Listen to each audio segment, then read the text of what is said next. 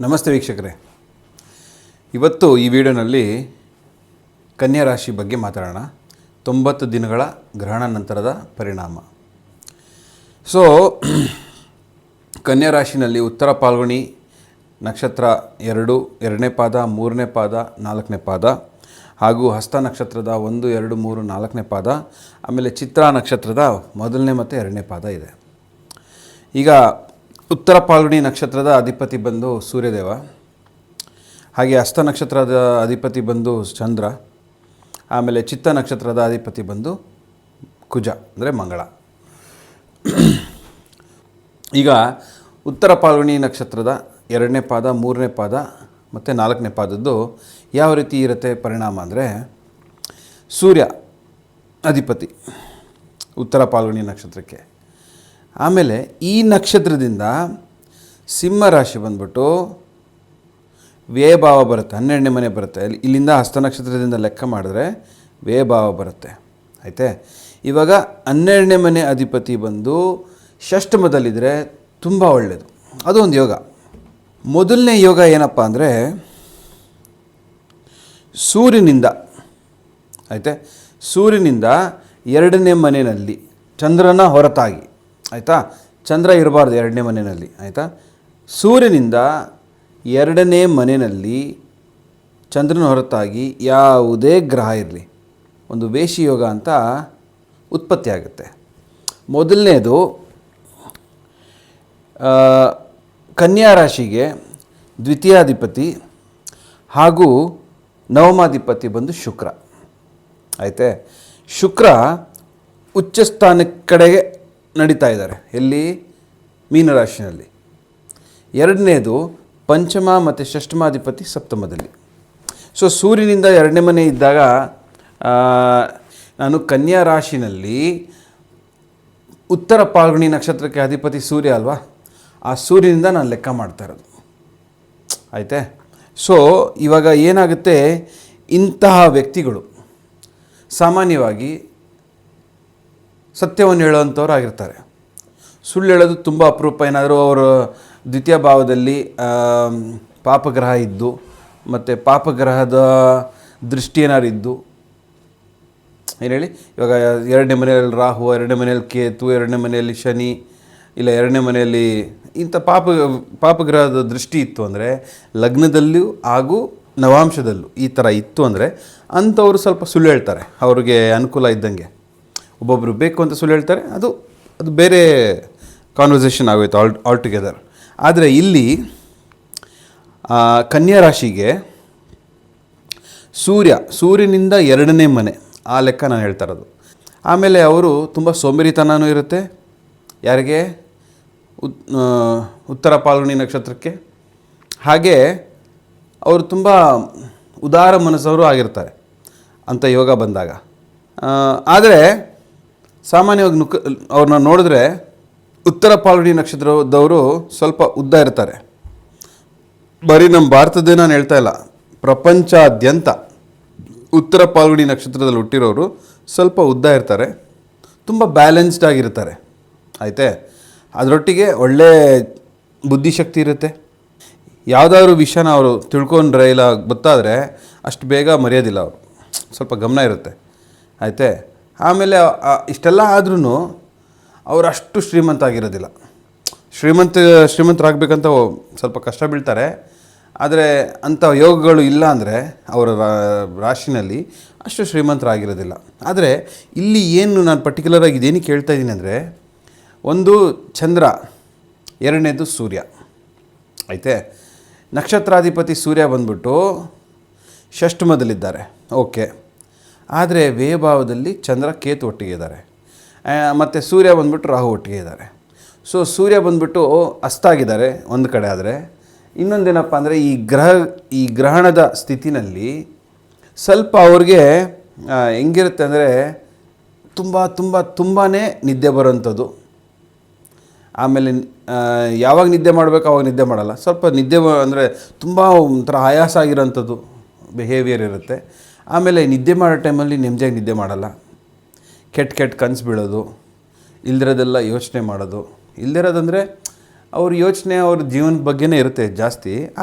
ಆದರೆ ಏನಪ್ಪ ಅಂದರೆ ಸ್ವಲ್ಪ ಅಶಾಂತಿ ಜಾಸ್ತಿ ಇರುತ್ತೆ ಮನಸ್ಸಲ್ಲಿ. ನಿದ್ದೆ ಮಾಡಬೇಕಾದ್ರೂ ನೆಮ್ಮದಿಯಾಗಿ ನಿದ್ದೆ ಮಾಡಲ್ಲ. ಆಮೇಲೆ ಅದರೊಟ್ಟಿಗೆ ಕೆಟ್ಟ ಕನಸು ಬೀಳೋದು, ಕನಸಿನಲ್ಲಿ ಸರ್ಪ್ಗಳು ಕಾಣಿಸ್ಕೊಳ್ಳೋದು, ಏನು ಹೇಳಿ, ಅಂಥ ಸನ್ನಿವೇಶಗಳು ಉತ್ಪತ್ತಿ ಆಗುತ್ತೆ. ಆವಾಗ ಅವ್ರು ಗಾಬರಿ ಬೀಳೋ ಅವಶ್ಯಕತೆ ಇಲ್ಲ. ಏನು ಹೇಳಿ, ಗಾಬರಿ ಬೀಳೋ ಅವಶ್ಯಕತೆಯೇ ಇಲ್ಲ. ಮುಖ್ಯವಾಗಿ ಏನಪ್ಪ ಅಂದರೆ, ಇನ್ ಕೇಸ್ ಅವರು ಆ ವ್ಯಕ್ತಿಗಳು ಮದುವೆ ಆಗಿದ್ದರೆ, ಮದುವೆ ಆದ ನಂತರ ಭಾಗ್ಯೋದಯ ಆಗುತ್ತೆ. ಆದರೆ ಇಲ್ಲೇನಪ್ಪ ಅಂದರೆ ಪರ್ಟಿಕ್ಯುಲರ್ ಆಗಿ ಮದುವೆ ಆಗಿರೋ ದಂಪತಿಗಳು ಅದರಲ್ಲಿ ಯಾರಾದರೂ ಒಬ್ಬರು ಉತ್ತರ ಫಾಲ್ಗುಣಿ ನಕ್ಷತ್ರದವರಾಗಿದ್ದರೆ ಏನಾಗುತ್ತಪ್ಪ ಅಂದರೆ, ಅವ್ರ ಸ್ಪೌಸ್ಗೋಸ್ಕರ ಏನೇನು ಮಾಡ್ತಾರಲ್ವ, ಅದು ಎಷ್ಟೇ ಮಾಡಿದ್ರೂ ಅವ್ರ ಸ್ಪೌಸ್ ಅದಕ್ಕೆ ಸ್ಯಾಟಿಸ್ಫ್ಯಾಕ್ಷನ್ನೇ ಆಗೋಲ್ಲ. ಅಂದರೆ ಫಾರ್ ಎಕ್ಸಾಂಪಲು, ಎಲ್ಲ ಹೊರಗಡೆ ಹೋಗಿರ್ತಾರೆ, ಉತ್ತರ ಫಾಲ್ಗುಣಿ ನಕ್ಷತ್ರದ ಸ್ಪೌಸ್ ಇಲ್ಲ ಕೆಲಸದಿಂದ ಬರ್ತಾರೆ ಮನೆಗೆ, ಆಯಿತಾ. ಬಂದ ತಕ್ಷಣವೇ ಮನೇಲಿರೋರು ಗಂಡಾಗಿರಲಿ ಹೆಣ್ಣಾಗಿರಲಿ, ಆಯಿತಾ, ಹೆಣ್ಣು ಶಾಪಿಂಗ್ ಹೋಗಿ ಬಂದಮೇಲೆ ಆದರೂ ಸರಿಯೇ, ಗಂಡ ಕೆಲಸದಿಂದ ಹೊರಗಡೆಯಿಂದ ಬಂದರೂ ಸರಿಯೇ, ಒಂದು ನೀರು ಕೊಡ್ತಾರೆ ಅಂತ ಇಟ್ಕೊಳ್ಳಿ, ಆಯಿತಾ. ನೀರು ಕುಡಿತಾರೆ, ಇಟ್ಬಿಡ್ತಾರೆ. ನೀರು ಕುಡಿದ ಮೇಲೆ ಪರವಾಗಿಲ್ಲಪ್ಪ, ನಾನು ಕೇಳೋ ಮುಂಚೆನೇ ನೀರು ತಂದು ಕೊಟ್ಟರು ಅಂತ ಒಂದು ಯೋಚನೆ ಮಾಡಲ್ಲ. ಅವ್ರ ಪಾಡೋರು ಇರ್ತಾರೆ. ಉತ್ತರ ಫಾಲ್ಗುಣಿ ನಕ್ಷತ್ರದವರು ಏನೇ ಅವ್ರು ಕೇಳೋಕ್ಕೂ ಮುಂಚೆ ತಂದು ಎಲ್ಲ ಕೈ ಕೊಟ್ಟರು ಅದೇನಾದ್ರೂ ಅದ್ರ ಕಡೆ ಅಪ್ರಿಸಿಯೇಷನೇ ಇರಲ್ಲ ಅವರ ಸ್ಪೌಸ್ಗೆ. ಅವ್ರದ್ದೇ ಧ್ಯಾನದಲ್ಲಿರ್ತಾರೆ. ಆಮೇಲೆ ಉತ್ತರ ಫಾಲ್ಗುಣಿ ನಕ್ಷತ್ರದವರು ಸ್ಪೌಸ್ ನನ್ನ ಅಪ್ರಿಷಿಯೇಟ್ ಮಾಡಬೇಕು, ನಾನೇನು ಕೆಲಸ ಮಾಡಿದ್ದೀನಿ ಅದನ್ನು ರೆಕಗ್ನೈಸ್ ಮಾಡಬೇಕು ಅಂತ ಎಷ್ಟೇ ಟ್ರೈ ಮಾಡಿದ್ರೂ ಅದು ಆಗೋದಿಲ್ಲ. ಬೈ ಫೋರ್ಸ್ ಏನು ಎಕ್ಸ್ಪೆಕ್ಟ್ ಮಾಡಬೇಡಿ, ಅದಾಗದೇ ಬರಬೇಕು. ಆದರೆ ಈ 90 ದಿನ ಅಂದರೆ 3 ತಿಂಗಳ ಕಾಲ ಅಂಥದ್ದೇನು ಎಕ್ಸ್ಪೆಕ್ಟೇಷನ್ನು ಇಟ್ಕೊಳ್ಳೋದು ತಪ್ಪು. ಯಾಕಂದರೆ ಸಪ್ತಮದಲ್ಲಿ ಶನಿ ಶುಕ್ರ ಇಬ್ಬರು ಇದ್ದಾರೆ, ಆಯಿತಾ. ಇನ್ನೊಂದೇನಪ್ಪ ಅಂದರೆ, ಶುಕ್ರ ಮತ್ತು ಶನಿ ಒಬ್ಬರೊಬ್ಬರು ತುಂಬ ಕ್ಲೋಸ್ ಆಗಿದ್ದಾರೆ ಶನಿ ನಕ್ಷತ್ರದಲ್ಲಿ. ಅದರಿಂದ ಏನಾಗುತ್ತೆ, ನೀವು ಶಾಪಿಂಗ್ ಕರ್ಕೊಂಡೋಗಿ ಅಂತ ಹೇಳಿದ್ರೆ ಅವರು ಶಾಪಿಂಗ್ ಕರ್ಕೊಂಡು ಹೋದ್ರೂ ನಿಮಗೇನೇನು ಬೇಕಾಗಿದೆ ಅದೆಲ್ಲ ಕೊಡಿಸಲ್ಲ. ಸ್ವಲ್ಪ ಅವ್ರ ವಾಲೆಟ್ನ ಟೈಟ್ ಮಾಡ್ತಾರೆ. ಇದೆಲ್ಲ ಬೇಡ, ಅದು ಬೇಡ, ಅದು ಬೇಡ, ಸುಮ್ಮನೆ ದುಡ್ಡು ವೇಸ್ಟು. ಆವಾಗ ನೀವು ಬೇಜಾರು ಮಾಡ್ಕೋಬಾರ್ದು. ಇನ್ನೊಂದೇನಪ್ಪ ಅಂದರೆ, ಇವಾಗಿನ ಪರಿಸ್ಥಿತಿ, ಇವಾಗ ಯುದ್ಧ ನಡೀತಾ ಇದೆ ಅಲ್ವಾ, ಯುದ್ಧ ನಡೀತಾ ಇರೋದ್ರಿಂದ ಏನೇನು ಟೆನ್ಷನ್ ಆಗ್ತಾಯಿದೆ, ಎಲ್ಲ ರೇಟು ಜಾಸ್ತಿ ಆಗಿದೆ. ಗ್ಯಾಸ್ ಸಿಲಿಂಡ್ರು ಅದ್ರ ರೇಟು ಜಾಸ್ತಿ ಆಗ್ತಾಯಿದೆ. ಇವಾಗ ಎಷ್ಟೋ ಹೋಟ್ಲ್ಗಳಿಗೆ ಗ್ಯಾಸ್ ಸಿಲಿಂಡ್ರ್ ಸಿಗ್ತಾಯಿಲ್ಲ, ಸಿಕ್ಕಿದ್ರೂ ಬ್ಲ್ಯಾಕಲ್ಲಿ 1ಕ್ಕೆ 3ರಷ್ಟು 4ರಷ್ಟು ದುಡ್ಡು. ಸೊ ಅವರ ಸ್ಪೌಸ್ ನಾನು ಹೇಳಕ್ಕೆ ಬರ್ತಿದ್ದೀನಿ ಅಂದರೆ, ಅವ್ರ ಸ್ಪೌಸು ತುಂಬ ಜಿಪುಂಡ್ರ ಥರ ಬಿಹೇವ್ ಮಾಡ್ತಾರೆ. ಆವಾಗ ನೀವು ಅವ್ರನ್ನ ಹೀಯಾಳಿಸ್ಕೋಬಾರ್ದು. ಜಿಪುಂಡ್ರ ಥರ ಮಾಡ್ತಾರಪ್ಪ ಇವರು, ಹಾಗೆಲ್ಲ ಹೀಯಾಳಿಸ್ಕೋಬಾರ್ದು. ಅದು ನೀವು ಅರ್ಥ ಮಾಡ್ಕೊಳ್ತೀರ, ಇಲ್ಲ ಅಂತಲ್ಲ. ಬಟ್ ಕೆಲವ್ರು ಇರ್ತಾರೆ, ಎಲ್ಲರೂ ನಾನು ಹೇಳ್ತಾ ಇಲ್ಲ, ಕೆಲವ್ರು ಇರ್ತಾರೆ, ನನಗಿದು ಬೇಕು ಅಂದರೆ ಇದು ಬೇಕೇ ಬೇಕು. ಮುಂಚೆಯಿಂದ ಅಭ್ಯಾಸ ಆಗ್ಬಿಟ್ಟಿರ್ತಲ್ಲ, ಅಭ್ಯಾಸವಲ್ಲ, ಅದೇನೋ ಉಟ್ಗುಣ ಸುಟ್ಟರು ಹೋಗೋಲ್ಲ ಅಂತಾರಲ್ವ, ಅಂಥವರು ಇನ್ನೊಬ್ರ ಕಷ್ಟನ, ಇನ್ನೊಬ್ರದ್ದು ಪರಿಸ್ಥಿತಿನ ಅರ್ಥ ಮಾಡ್ಕೊಳ್ಳೋದಿಲ್ಲ. ಹಂಗೆಲ್ಲ ಮಾಡೋಕ್ಕೆ ಹೋಗಬೇಡಿ. ಆದಷ್ಟು ಅಡ್ಜಸ್ಟಾಗಿ, ಗಂಡಸರಾಗಿದ್ದರೆ ಹೆಂಡ್ತಿ ಬಗ್ಗೆ ಅಡ್ಜಸ್ಟಾಗಿ, ಆದರೆ ನಮಗೋಸ್ಕರ ಇಷ್ಟೆಲ್ಲ ಮಾಡ್ತಾರಲ್ಲಪ್ಪ ಅಂತ ಒಂದು ಕನಿಕರ ಇರಬೇಕು.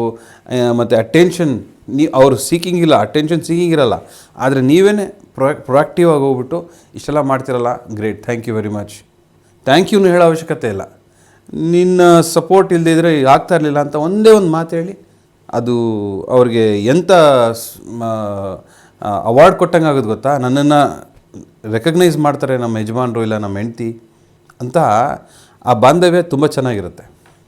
ಮುಖ್ಯವಾಗಿ ಶನೇಶ್ವರ ಸಪ್ತಮದಲ್ಲಿರೋದು ಯಾಕೆಪ್ಪ ಅಂದರೆ, ಈ ಉತ್ತರ ಫಾಲ್ಗುಣಿ ನಕ್ಷತ್ರದವ್ರಿಗೆ ಏನಾದರೂ ಅಫೇರ್ ಇತ್ತು ಅಂದರೆ, ಆಯಿತಾ, ಅಂಥವೆಲ್ಲ ಬಿಟ್ಬಿಟ್ಟು ನಿಯತ್ತಿಂದ ನ್ಯಾಯವಾಗಿ ಅವರ ಸ್ಪೌಸ್ ಒಟ್ಟಿಗೆ ಧರ್ಮವಾಗಿ ನಡಿಬೇಕು ಅನ್ನೋದನ್ನು ಕಲಿಸ್ಕೊಡೋದಕ್ಕೆ ಸಪ್ತಮದಲ್ಲಿರೋದು. ಏನಾದರೂ ಅವರು ನಾನು ಆಡಿದ್ದೇ ಆಟ, ನಾನು ಏನು ಬೇಕಾದ್ರೂ ಮಾಡ್ಬೋದು. ಯಾಕಂದರೆ ಅವ್ರು ಸ್ವಲ್ಪ ನೋಡೋಕ್ಕೆ ಲಕ್ಷಣವಾಗಿರ್ತಾರೆ. ಉತ್ತರ ಫಾಲ್ಗುಣಿ ನಕ್ಷತ್ರದವರು ಸ್ವಲ್ಪ ನೋಡೋಕ್ಕೆ ಲಕ್ಷಣವಾಗಿರ್ತಾರೆ, ಸೌಮ್ಯ ಸ್ವಭಾವ ಕೂಡ. ಆದರೆ ಆ ಸೌಮ್ಯ ಸ್ವಭಾವ ಏನಾಗುತ್ತೆ, ಅವರ ಜಾತಕದಲ್ಲೂ ಶುಕ್ರ ಒಳ್ಳೆ ಸ್ಥಾನಗಳಲ್ಲಿದ್ದು ಅದನ್ನು ಎಂಕರೇಜ್ ಮಾಡ್ತಿದ್ದು ಅಂತ. ಅಂದರೆ ಅಫೇರ್ಸ್ಗಳನ್ನ, ಶುಕ್ರ ಅಂತಲೇ ಅಲ್ಲ, ರಾಹು ಆಗಿರಲಿ, ಶುಕ್ರ ಆಗಿರಲಿ, ಇಲ್ಲ 2-3 ಪ್ಲ್ಯಾನೆಟ್ ಜೊತೆಗಿದ್ದು ಅದರದ್ದು ಇಂಪ್ಯಾಕ್ಟ್ ಇತ್ತು ಅಂದರೆ ಅಂಥವೆಲ್ಲ ಮಾಡೋಕ್ಕೆ ಹೋಗ್ತಾರೆ. ನಾನು ಅದನ್ನೆಲ್ಲ ಡೀಟೇಲ್ ಹೇಳೋಕೆ ಹೋಗ್ತಾಯಿಲ್ಲ, ಶಾರ್ಟ್ ಆ್ಯಂಡ್ ಸ್ವೀಟ್ ಹೇಳೋಕೆ ಹೋಗ್ತಾಯಿದ್ದೀನಿ ಹೆಂಗೆ ಏನೇನು ಅಂತ. ಸೊ ಅಫೇರ್ಗಳೇನಾದ್ರು ಇತ್ತು ಅಂದರೆ ದಯವಿಟ್ಟು ಅದನ್ನೆಲ್ಲ ಸ್ಟಾಪ್ ಮಾಡಿ. ನಿಮ್ಮ ಸ್ಪೌಸ್ ಜೊತೆ, ಗಂಡಾದರೆ ಹೆಣ್ಣಾಗಿರಲಿ, ಹೆಣ್ಣಾದರೆ ಗಂಡಾಗಿರಲಿ, ಎಷ್ಟು ಆನೆಸ್ಟ್ ಆಗಿರ್ತೀರಾ, ನಿಮ್ಮ ಫ್ಯೂಚರ್ ಲೈಫ್ ಮತ್ತು existing family life and existing family future life ತುಂಬ ಬ್ರೈಟ್ ಆಗಿರುತ್ತೆ, ತುಂಬಾ ಬ್ರೈಟ್ ಆಗಿರುತ್ತೆ. ಇಲ್ಲ ಅಂದರೆ ಈ ಅಫೇರ್ನ ಫಸ್ಟು ಪಬ್ಲಿಕ್ಲಿ ಓಪನ್ ಮಾಡೋದು ಯಾರಪ್ಪ ಅಂದರೆ, ಒಂದು ನಿಮ್ಮ ಬಿಹೇವಿಯರಿಂದನೇ ಓಪನ್ ಆಗುತ್ತೆ, ಎರಡನೇದು ನಿಮ್ಮ ಮಕ್ಕಳೇನಾದ್ರು ಇತ್ತು ಅಂದರೆ ಅವರೇ ಪ್ರಚಾರ ಮಾಡ್ತಾರೆ ಮನೆಗಳಲ್ಲಿ. ಅಂದರೆ ನಿಮ್ಮ ಕುಟುಂಬದಲ್ಲಿ ನೋಡೋಣ, ಅಪ್ಪ ಹಿಂಗಿದ್ರು, ಅಮ್ಮ ಹಿಂಗಿದ್ರು, ಅದೇನೇನಿಗೋ ಎಲ್ಲೆಲ್ಲಿಗೋ ಹೋಗಿ ಸುಮ್ಮನೆ ಅದೆಲ್ಲ ಪರಿಸ್ಥಿತಿ ಅಂಥದ್ದು ಬೇಡ, ಆಯಿತೇ. ಇನ್ನೊಂದೇನಪ್ಪ ಅಂದರೆ ಷಷ್ಠಮಾಧಿಪತಿ ಸಪ್ತಮದಲ್ಲಿದ್ದರೆ ಒಳ್ಳೆಯದಲ್ಲ. ಇನ್ ಕೇಸ್ ನಿಮ್ಮ ಜಾತಕದಲ್ಲೂ ಅದೇ ರೀತಿ, ಅಂದರೆ ಷಷ್ಠಮಾಧಿಪತಿ ಸಪ್ತಮ ನಾನು ಹೇಳ್ತಾ ಇಲ್ಲ, ಶನೇಶ್ವರ ಒಳ್ಳೆ ಸ್ಥಾನದಲ್ಲಿಲ್ಲ, ರಾಹು ಕೇತು ಒಳ್ಳೆ ಸ್ಥಾನದಲ್ಲಿಲ್ಲ ಅಂದರೆ ಉತ್ತರ ಪಾಲ್ಗುಡಿ ನಕ್ಷತ್ರದವ್ರಿಗೆ ಕೋರ್ಟವ್ರಿಗೆ ಹೋಗಿ ಡೈವರ್ಸ್ ಅಪ್ಲೈ ಆಗಿ, ಇಲ್ಲ ಆಲ್ರೆಡಿ ಡೈವರ್ಸ್ ಅಪ್ಲೈ ಆಗಿದ್ದರೆ ಆ ರಿಲೇಷನ್ಶಿಪ್ ಜಾಸ್ತಿ ದಿನ ಇರಲ್ಲ. ಅದರೊಟ್ಟಿಗೆ ನಿಮಗೆ ತುಂಬಾ ಟೆನ್ಷನ್ ಆಗುತ್ತೆ, ತುಂಬಾ ಬೇಸರ ಆಗುತ್ತೆ. ಇಲ್ಲಿ ಒಳ್ಳೆಯದೇನಪ್ಪ ಅಂದರೆ ಉತ್ತರ ಪಾಲ್ಗುಣಿ ನಕ್ಷತ್ರದವ್ರಿಗೆ 90 ದಿನದಲ್ಲಿ ಏನು ಒಳ್ಳೆಯದಾಗುತ್ತೆ ಅಂದರೆ, ಅವರು ಎಷ್ಟು ಹಾನೆಸ್ಟಾಗಿರ್ತಾರೆ ಅಷ್ಟು ಸಪೋರ್ಟ್ ಮಾಡ್ತಾರೆ ಶನೇಶ್ವರ.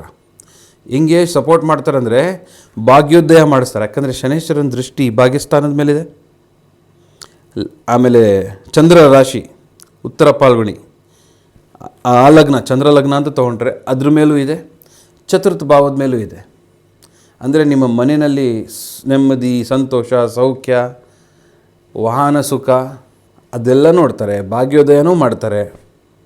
ಹಾಗೆ ನಿಮ್ಮನ್ನು ಕೆಲಸದಲ್ಲಿ ಇಂಪ್ರೂವ್ ಮಾಡ್ತಾರೆ. ಅಂದರೆ ನಿಮಗೆ ಪ್ರಮೋಷನ್ ಸಿಗೋ ಸಾಧ್ಯತೆ ಜಾಸ್ತಿ ಇದೆ.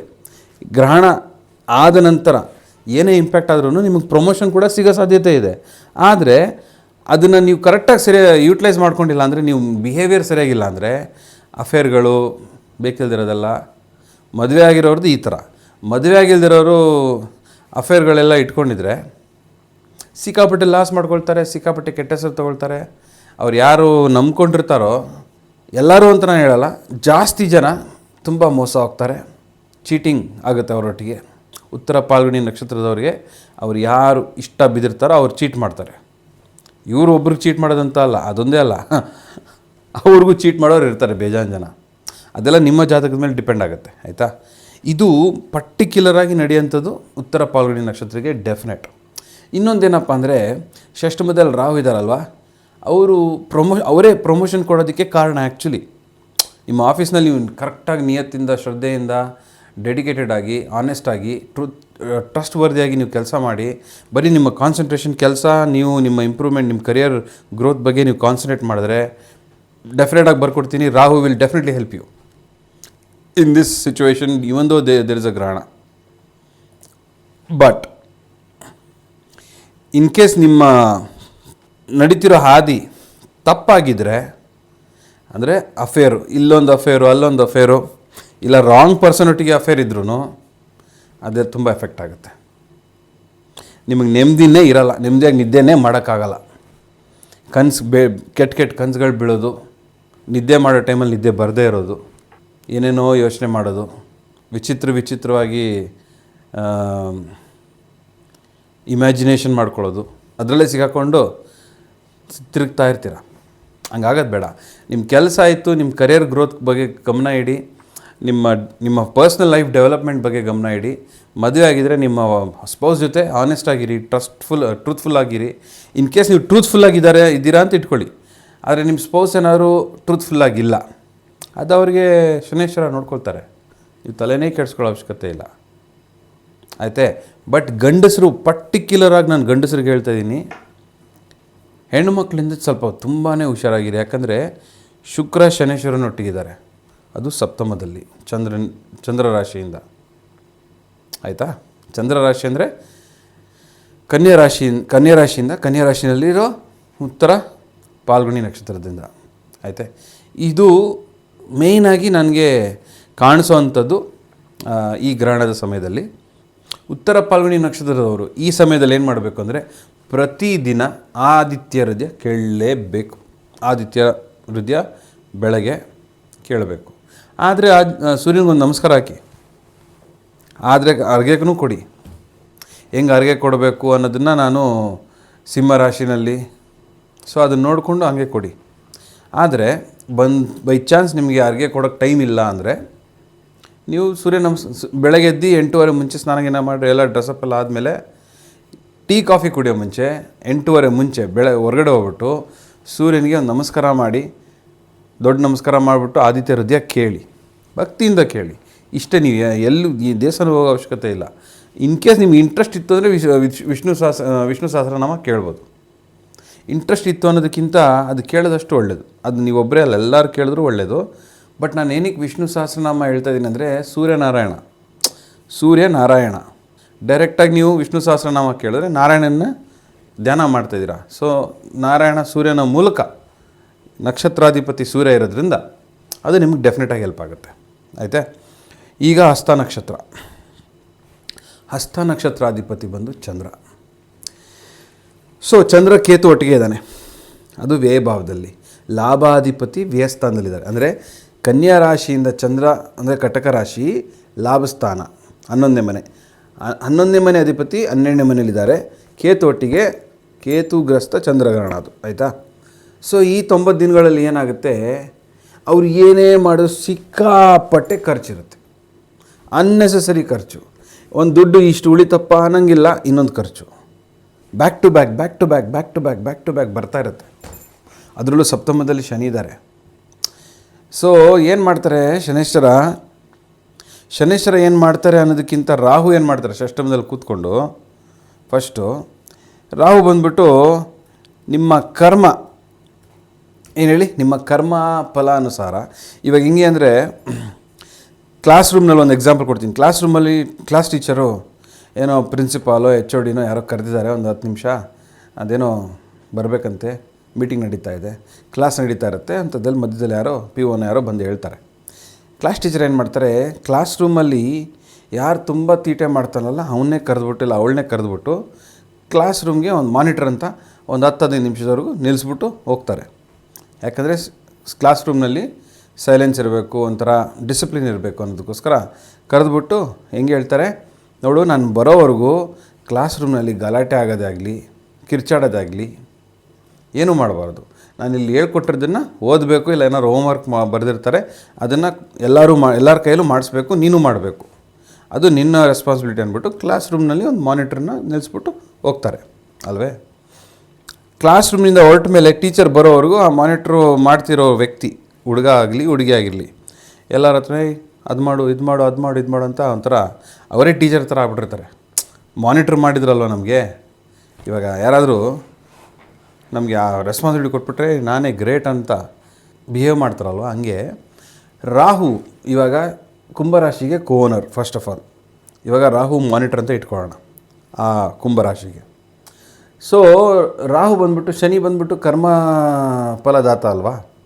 ಶನೇಶ್ವರ ಹೆಂಗೆ ಕರ್ಮ ಫಲದಾತ ಆಗಿ ಕರ್ಮದ ಅನುಸಾರ ಫಲ ನೀಡ್ತಾರೋ ಹಾಗೆಯೇ ರಾಹು ಬಂದ್ಬಿಟ್ಟು ಸ್ವಲ್ಪ ಆ್ಯಕ್ಟಿಂಗ್ ಮಾಡ್ತಾರೆ ಶನೇಶ್ವರನ ಥರ, ವೇಷಭೂಷ ಹಾಕಿರ್ತಾರಲ್ವ. ಸೊ ಆ ಕರ್ಮ ಫಲಾನುಸಾರ ಆ್ಯಕ್ಟಿಂಗ್ ಮಾಡೋ ಬರದಲ್ಲಿ first of all Rahu Ketu ಪೂರ್ವಕರ್ಮ ಲೆಕ್ಕಾಚಾರ ಇಟ್ಟು ಶನೇಶ್ವರನಿಗೆ ಅಪ್ಡೇಟ್ ಮಾಡೋರು. ಆಯಿತೆ. ಇಂಥ ಸಮಯದಲ್ಲಿ ಏನು ಮಾಡ್ತಾರೆ, ಕರ್ಮಾನುಸಾರ ನಿಮಗೆ ತುಂಬಾ ಖರ್ಚು ಮಾಡೋದಕ್ಕೆ ದಾರಿ ಮಾಡಿಕೊಡ್ತಾರೆ.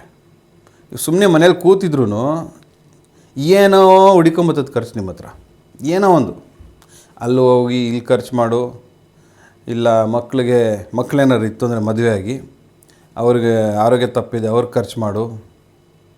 ಯಾಕೇಳಿ ಪಂಚಮಾಧಿಪತಿ ಷಷ್ಠಮಾಧಿಪತಿ ಇಬ್ಬರೂ ಸಪ್ತಮದಲ್ಲಿದ್ದಾರೆ. ರಾಶಿಗೆ ಚಂದ್ರ ರಾಶಿಗೆ ನೋಡ್ತಾ ಇದ್ದಾರೆ. ಅದರಲ್ಲೂ ಉತ್ತರ ಭಾದ್ರ ನಕ್ಷತ್ರ ಡೈರೆಕ್ಟಾಗಿ ಹಸ್ತ ನಕ್ಷತ್ರಕ್ಕೆ ನೋಡ್ತಾ ಇದೆ ಈಗ ಶನಿ ಇರೋ ಸ್ಥಾನದಿಂದ. ಸೊ ಏನಾಗುತ್ತೆ, ಸಿಕ್ಕಾಪಟ್ಟೆ ಖರ್ಚು, ಸಿಕ್ಕಾಪಟ್ಟೆ ನೆಮ್ಮದಿನೇ ಕೆಡಿಸ್ಬಿಡ್ತಾರೆ. ಅದು ಹೆಂಗಾಗಿರುತ್ತೆ ಅಂದರೆ, ನಿಮಗೆ ಎಲ್ಲರೂ ಹೋಗಿ ಒಂದು ಸೈಲೆಂಟಾಗಿ ಒಂದು ವಾರ ಸೈಲೆಂಟಾಗಿ ಒಂದು ಕಡೆ ಕೂತ್ಬಿಟ್ಟು ಈ ಜಂಜಾಟನೇ ಬೇಡಪ್ಪ, ಎಷ್ಟಂತ ದುಡಿಯೋದು, ಎಷ್ಟಂತ ಖರ್ಚು ಮಾಡೋದು ಅನ್ನೋ ಥರ ತಲೆ ಬಿಸಿಯಾಗ್ಬಿಡುತ್ತೆ. ಅದರಲ್ಲಿ ಇವಾಗಿನ ಇರೋ ಪರಿಸ್ಥಿತಿ, ಸಿಲಿಂಡ್ರ್ ಸಿಗ್ತಾ ಇಲ್ಲ, ಒಂದು ಏನೇ ತೊಗೊಳಕ್ಕೆ ಹೋದ್ರು ಸಿಕ್ಕಾಪಟ್ಟೆ ಬೆಲೆ, ಬಡವ್ರಿಗಂತೂ ತುಂಬಾ ಕಷ್ಟ ಜೀವನ ಮಾಡೋದು. ಸಾಹುಕಾರಿತ್ತು ಅಂದರೆ, ಫಾರ್ ಎಕ್ಸಾಂಪಲ್ ಹಸ್ತ ನಕ್ಷತ್ರದಲ್ಲಿ ಸಾಹುಕಾರಿತ್ತು ಅಂದರೆ, ಅವ್ರ ಆಫೀಸಲ್ಲಿ ಏನಾದ್ರು ಕೆಲಸ ಮಾಡ್ತಿದ್ದಾರೆ ಅಂದರೆ, ಅವ್ರಿಗೆ ಅವ್ರ ಆಫೀಸ್ನಲ್ಲಿ ಯಾರ್ಯಾರು ಬಾಸು ಸುಪೀರಿಯರ್ ಯಾರು ಇರ್ತಾರಲ್ವ, ಸ್ವಲ್ಪ ಜಾಸ್ತಿ ನೀನು ಇದು ಮಾಡಿಲ್ಲ ಅಂದರೆ ಇವ್ರ ತಪ್ಪನ್ನ ಹುಡುಕ್ತಾರೆ ಎತ್ತಿಡೋದಕ್ಕೆ. ಅದರಿಂದ ಅವರು ಒಂಥರ ಡಿಸ್ಕರೇಜ್ ಫೀಲ್ ಆಗ್ತಾರೆ. ಎಷ್ಟು ಮಾಡಿದ್ರು ಈ ಅಮ್ಮ ಬೆಲೆನೇ ಇಲ್ವಲ್ಲ, ಅದು ಮಾಡಿಲ್ಲ ಇದು ಮಾಡಿಲ್ಲ ಅಂತ ಹೇಳ್ತಿರ್ತಾರೆ ಅಂತ ಒಂಥರ ಮನಸ್ಸು ಸಮಾಧಾನ ಇರಲ್ಲ, ನಿದ್ದೆ ಮಾಡೋಕ್ಕೂ ನೆಮ್ಮದಿ ಇರಲ್ಲ. 12ನೇ ಮನೆಯಲ್ಲಿ ಲಾಭಾಧಿಪತಿ, 12ನೇ ಮನೇಲಿ ಕೇತು ಒಟ್ಟಿಗೆ. ಇವನೊಂದು ಸರಿ ಅವ್ರಿಗೆ ಹಸ್ತ ನಕ್ಷತ್ರ ಅವ್ರಿಗೆ ಹೆಂಗಾಗುತ್ತೆ ಗೊತ್ತಾ, ಇದೆಲ್ಲ ಬಿಟ್ಬಿಟ್ಟು ನಾನು ದೂರದಲ್ಲಿ ಹೋಗ್ಬಿಡೋಣ, ಮನೆ ಮಟ್ಟ ಕೆಲಸ ಎಲ್ಲ ಬಿಟ್ಬಿಟ್ಟು ದೂರದಲ್ಲಿ ಹೋಗ್ಬಿಡೋಣ ಅಂತ ಒಂದೊಂದು ಫೀಲ್ ಆಗುತ್ತೆ. ಇನ್ನೊಂದು ಸೆಟ್ ಆಫ್ ಪೀಪಲ್, ಇಲ್ಲ ಅಡ್ವಾಂಟೇಜು ಇದೆ, ಬರೀ ಡಿಸ್ಅಡ್ವಾಂಟೇಜ್ ಅಂತಲ್ಲ, ಅಡ್ವಾಂಟೇಜು ಇದೆ. ಯಾಕಂದರೆ ಪಂಚಮಾಧಿಪತಿ ಶನಿ ಕೂಡ ಹೌದು. ಪಂಚಮಾಧಿಪತಿ ಶನಿ ಏನು ಮಾಡ್ತಾರೆ, ಸಾಮಾನ್ಯವಾಗಿ ನಾನು ನೋಡಿರೋ ಪ್ರಕಾರ ಈ ಕನ್ಯಾ ರಾಶಿಯಲ್ಲಿರೋರು ಜಾಸ್ತಿ ಜನ, ಆಯಿತಾ, ಜಾಸ್ತಿ ಜನ, ಒಂದಷ್ಟು ಜಾಸ್ತಿ ಜನ ಅಬ್ರಾಡ್ ಕಡೆ ಜಾಸ್ತಿ ಹೋಗ್ತಾರೆ. ಅಬ್ರಾಡ್ ಯಾವ ಕಂಟ್ರಿ ಆಗಿರಿದ್ರು ಸರಿಯೇ, ಅಬ್ರಾಡ್ ಕಡೆ ಜಾಸ್ತಿ ಹೋಗ್ತಾರೆ. ಪಂಚಮಾಧಿಪತಿ ಮತ್ತು ಷಷ್ಠಮಾಧಿಪತಿ ಅಲ್ವಾ, ಅದು ಎಳ್ಕೊಂಡು ಹೋಗುತ್ತೆ. ಷಷ್ಠಮಾಧಿಪತಿ, ಇವಾಗ ನಾವು ಕೆಲಸದ ಬಗ್ಗೆ ಇವ್ರದ್ದು ಹೆಂಗಿರುತ್ತೆ, ಏನು ಕೆಲಸ ಮಾಡ್ತಾರೆ ಅಂತ ನೋಡಿದಾಗ ಅದು ಅಬ್ರಾಡು ತೋರಿಸುತ್ತೆ. ಇನ್ನೊಂದು 12ನೇ ಮನೆಯಿಂದ ನೋಡಿದಾಗ ಇವರು ಎಲ್ಲಿ ಹುಟ್ಟಿದಾರೋ ಅದೇ ಸಿಟಿನಲ್ಲಿದ್ದರೆ, ಇಲ್ಲ ಅದೇ ಸ್ಟೇಟ್ನಲ್ಲಿದ್ದರೆ, ಫಾರ್ ಎಕ್ಸಾಂಪಲ್ ಇಂಥ ಕೆಲವು ದಶೆ, ಶನಿ ದಶೆ, ರಾಹು ದಶೆ, ಕೇತು ದಶೆ ನಡೀತಾ ಇರ್ಬೇಕಾರೆ, ಈ 3 ಪರ್ಟಿಕ್ಯುಲರ್ ದಶೆ ನೋಡಿದ್ದು, ನಾನೇನು ನೋಡಿದ್ದು ಅಂದರೆ, ಅವರು ಅಬ್ರಾಡ್ ಹೋಗಿದ್ರೆ, ಇಲ್ಲ ಸ್ಟೇಟ್ ಬಿಟ್ಟು ಇನ್ನೊಂದು ಸ್ಟೇಟ್ಗೆ ಹೋಗಿದ್ರೆ, ಕಂಟ್ರಿ ಬಿಟ್ಟು ಇನ್ನೊಂದು ಕಂಟ್ರಿ ಹೋಗಿದ್ರೆ ದುಡಿತಾರೆ, ಅಲ್ಲಿ ನೆಮ್ಮದಿಯಾಗಿರ್ತಾರೆ. ಇವಾಗ ನಾನೇನಕ್ಕೆ ಪಾಯಿಂಟ್ ಹೇಳ್ತಿರೋದಂದರೆ, ಅಬ್ರಾಡಲ್ಲಿ ಏನಾದ್ರು ಕೆಲಸ ಮಾಡ್ತಿರೋರು ಇದ್ದಾರೆ ಅಂತ ಇಟ್ಕೊಳ್ಳಿ, ಆಯಿತಾ. ಅಂಥವ್ರಿಗೆ ಕೆಲಸದಲ್ಲಿ ಅಪ್ರಿಸಿಯೇಷನ್ ಸಿಗುತ್ತೆ, ಪ್ರಮೋಷನು ಸಿಗುತ್ತೆ. ಯಾರು ಪ್ರಮೋಷನ್ ಕೊಡಿಸೋದು? ಈ ರಾಹುನೇ. ಇಲ್ಲಿದ್ದರೆ ಈ ಥರ, ಅಲ್ಲಿದ್ದರೆ ಆ ಥರ ಪ್ರಮೋಷನ್ ಸಿಗುತ್ತೆ. ಆದರೆ ಕೆಲಸ ಸಿಕ್ಕಾಪಟ್ಟೆ ಇರುತ್ತೆ, ಕ್ಯಾರ್ಕೊಳಕ್ಕೆ ಪುರ್ಸತ್ತಿರಲ್ಲ. ಇದು ಮುಗಿಸೋಷ್ಟೊತ್ತಿಗೆ ಇನ್ನೊಂದು ಮುಗಿಸೋಷ್ಟೊತ್ತಿಗೆ ಇನ್ನೊಂದು. ಅದೇನಾದ್ರು ಗಡಿಬಿಡಿನಲ್ಲಿ ಮುಗಿಸೋಕೆ ಹೋದರೆ ತಪ್ಪುಗಳಾಗುತ್ತೆ. ಕರೆಕ್ಟಾಗಿ ಇದು ಮಾಡಿದ ಒಂದೊಂದು step by step first things first ಅಂತಾರಲ್ಲ, ಒಂದೊಂದಾಗಿ ಕ್ಲೀನಾಗಿ ಕೆಲಸ ಮಾಡ್ಕೊಂಡು ಬಂದರೆ ತೊಂದರೆ ಇಲ್ಲ. ಅದರೊಟ್ಟಿಗೆ ಮಾಡಿರೋ ಕೆಲಸನ ಸುಪೀರಿಯರ್ಗಳಿಗೆ, ಮ್ಯಾನೇಜರ್, ಬಾಸ್ ಯಾರೇ ಆಗಿರಲಿ, ಅವ್ರಿಗೆ ರೆಗ್ಯುಲರಾಗಿ ಅಪ್ಡೇಟ್ ಕೊಡ್ತಾಯಿದ್ರೆ, ಒಳ್ಳೆ ಕಾನ್ವರ್ಸೇಷನ್, ಇಂಟ್ರ್ಯಾಕ್ಷನ್, ಟ್ರಸ್ಟ್ ಅದನ್ನೆಲ್ಲ ಮೇಂಟೈನ್ ಮಾಡಿದ್ರೆ ಅವರಷ್ಟು ಒಳ್ಳೆಯವ್ರು ಇನ್ಯಾರಿಲ್ಲ. ಈ 90 ದಿನದಲ್ಲಿ ಆ ಗ್ರಹಣದ ಪ್ರತಿಫಲ ಈ ಥರನೂ ಹೆಲ್ಪ್ ಮಾಡುತ್ತೆ. ಆದರೆ ಸಪ್ತಮದಲ್ಲಿ ಶನಿ ಮತ್ತು ಶುಕ್ರ ಇರೋದ್ರಿಂದ ಫ್ಯಾಮಿಲಿ ಲೈಫ್ ಸ್ವಲ್ಪ ಡಿಸ್ಟರ್ಬ್ ಆಗುತ್ತೆ. ಮದುವೆ ಆಗಿರೋರಂತೂ ಅವ್ರಿಗೂ ಅವ್ರ ಸ್ಪೌಸ್ ಒಟ್ಟಿಗೆ ಅಷ್ಟು ಅಂಡರ್ಸ್ಟ್ಯಾಂಡಿಂಗೇ ಇರಲ್ಲ. ಅಂದರೆ ಎತ್ತು ಏರ್ಗೆ ಹೇಳಿದ್ರೆ ಕೋಣ ನೀರು ಎಳಿತದೆ ಅಂತಾರಲ್ವ, ಹಂಗಿರುತ್ತೆ. ಇಬ್ಬರು ಹ್ಯಾಂಡ್ ಇನ್ ಹ್ಯಾಂಡ್ ಒಂದೇ ಟ್ರ್ಯಾಕ್ನಲ್ಲಿ ಹೋಗಲ್ಲ. ಇವ್ರು ಹಂಗೆ ಹೋದರೆ ಇವ್ರು ಹಿಂಗೆ ಹೋಗ್ತಾರೆ. ಆ ಥರ ಇರುತ್ತೆ ಹಸ್ತ ನಕ್ಷತ್ರಕ್ಕೆ.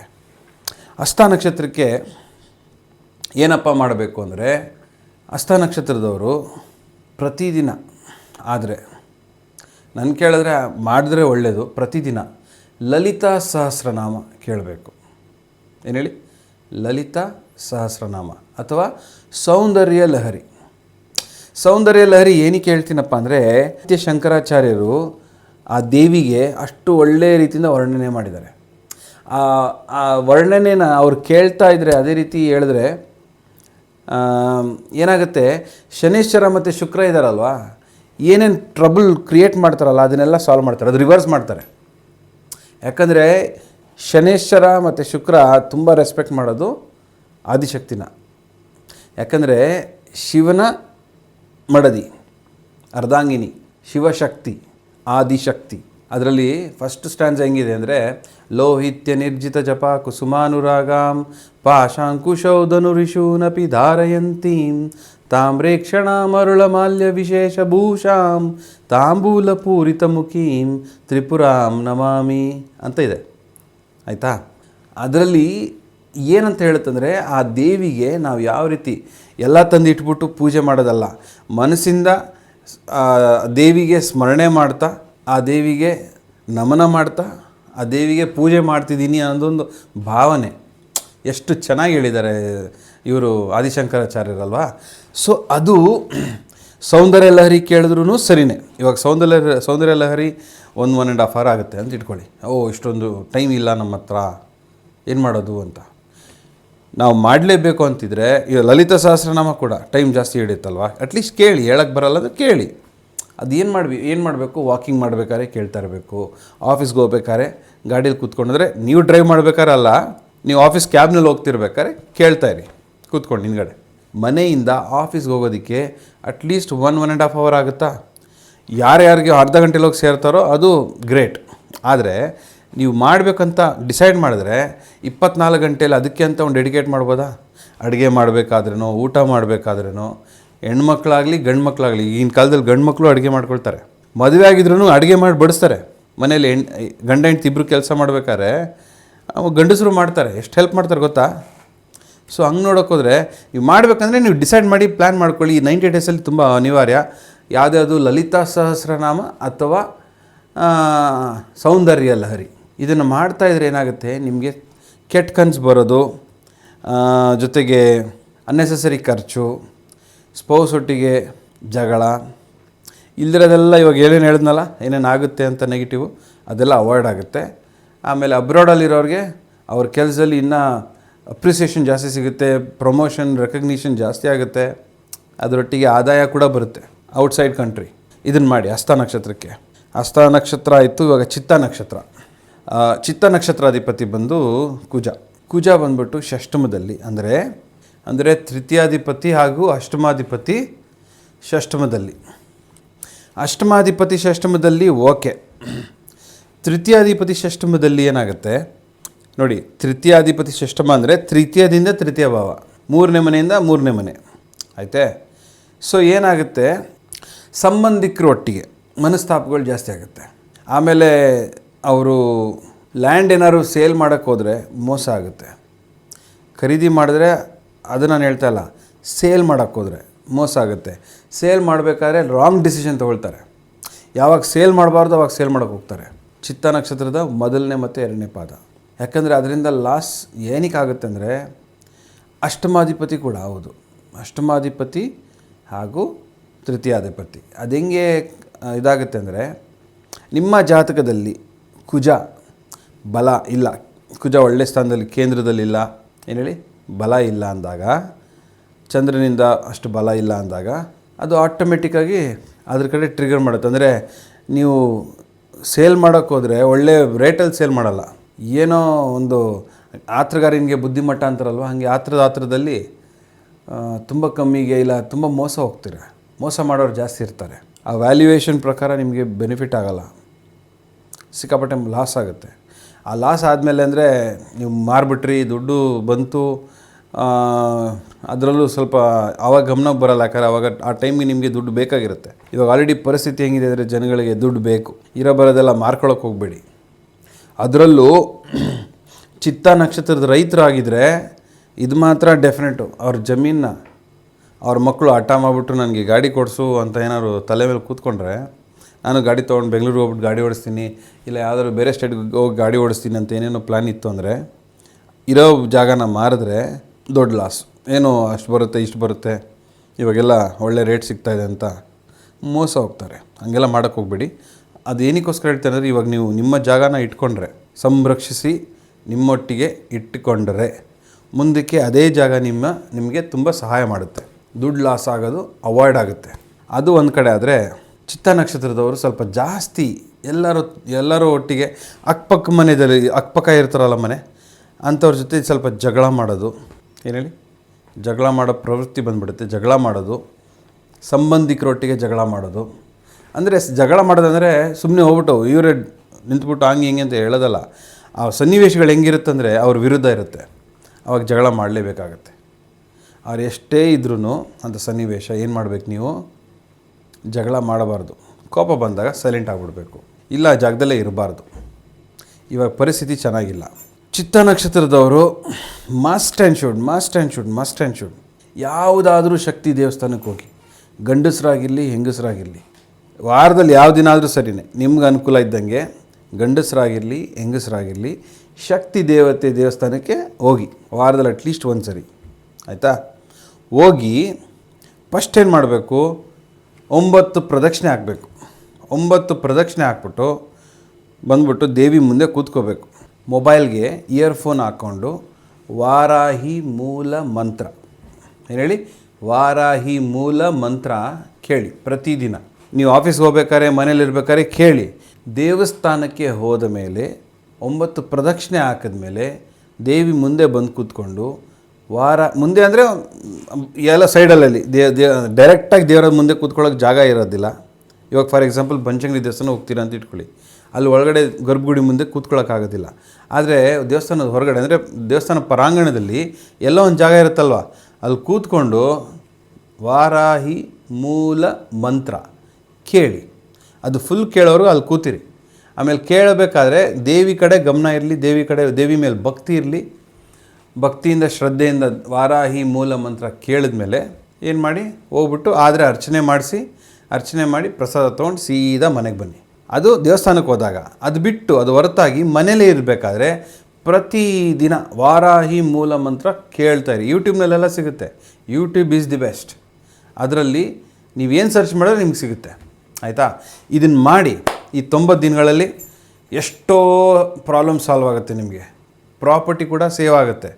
ಅನ್ನೆಸೆಸರಿ ವೇಸ್ಟ್ ಆಗೋದು ಅಂದರೆ ಪ್ರಾಪರ್ಟಿ ಸೇಲ್ ಮಾಡೋದ್ರಿಂದ ದುಡ್ಡು ವೇಸ್ಟ್ ಆಗೋದು, ನಿಮಗೇನು ಲಾಭ ಬರುತ್ತಿತ್ತೋ ಅದು ವೇಸ್ಟ್ ಆಗೋದು, ಅದಕ್ಕೊಂದು ತಡೆ ಇರುತ್ತೆ. ಅದರೊಟ್ಟಿಗೆ ನಿಮ್ಮ ಜಾತಕದಲ್ಲಿ ಕುಜ ಶುಕ್ರ ಶನಿ ಬಲವಾಗಿ ಕೇಂದ್ರದಲ್ಲಿ ತ್ರಿಕೋಣದಲ್ಲಿ ಇಲ್ಲ ಯೋಗಕಾರಕ ಸ್ಥಾನದಲ್ಲಿ ಇತ್ತು ಅಂದರೆ, ನವಾಂಶ ದಶಾಂಶ ಷಷ್ಠ್ಯಾಂಶ ಅದೆಲ್ಲ ಚೆನ್ನಾಗಿತ್ತು ಅಂದರೆ, ನಿಮಗೆ ಗೊತ್ತಿಲ್ಲ, ನಿಮಗೆ ಭೂಮಿ ತಗೊಳ್ಳೋ ಯೋಗ ಪ್ರಾಪ್ತಿಯಾಗುತ್ತೆ. ಇಂಥ ಸನ್ನಿವೇಶದಲ್ಲೂ ಕೂಡ ಏನು ಹೇಳಿ, ಅಂದರೆ ವಾರಾಹಿ ಮೂಲ ಮಂತ್ರ ಭಕ್ತಿಯಿಂದ ಕೇಳಬೇಕು.